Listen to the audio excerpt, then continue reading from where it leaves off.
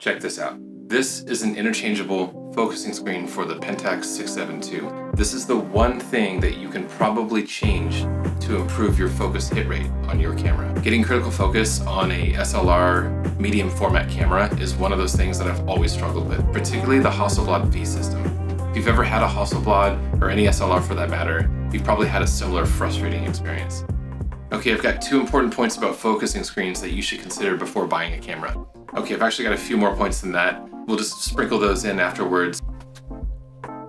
Okay, it sounds simple, but good screens are expensive and bad screens are cheap. So when you see a listing for a tasty Hasselblad 503CW and the price is right, maybe think twice before hitting the buy button. Look at what you're getting with that system. It may be coming with a screen that's just absolute trash and it's gonna make focusing a nightmare. Think about this, the Hasselblad AccuMatte D screen can go for anywhere between $500 to north of $900 for just the screen alone. So dig into the details of that listing before you hit buy, or be prepared to price in the cost of an additional good focusing screen. You might find it helpful to look up the manufacturer's brochure or operating manual to find out the options that are available for that camera and find out what screen might work best for you.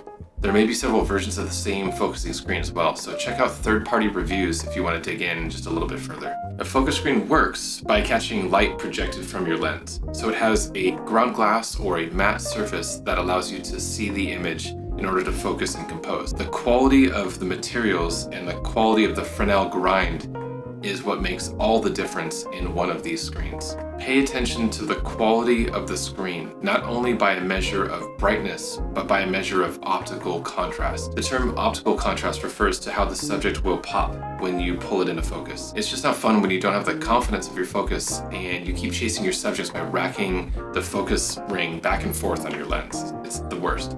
Some screens are equipped with a focus aid like a microprism or split prism. And these are great, but they're centered in the middle of the focus screen. So depending on your style or the image you're making, you might be using that focus aid to grab critical focus and then recompose to make the image. And by doing so, you can actually cause inadvertently a focus shift.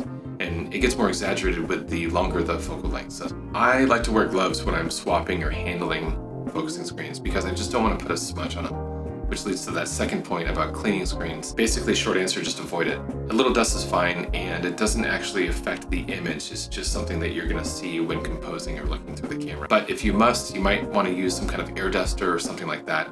If you actually have to absolutely clean the screen, I've heard that warm water and a mild detergent works. Don't use alcohol and don't use anything abrasive against the screens. Some of these screens are really sensitive, so you can actually permanently end up damaging your equipment by doing so. Lastly, there's some amazing aftermarket options available to you for a lot of cameras these days. Check out Rick Olson or Bill Maxwell. I'm not sponsored or affiliated here, but I had recently purchased a bright matte focusing screen from Bill for the Pentax 6.7, and it's an absolute game changer. I mean, it is so good. It makes it so much fun to work with that camera. I've never had so much confidence in working with a medium format SLR camera as I've had with the Pentax. Not exactly because of the Pentax, even though it is pretty bright, the lenses are fast.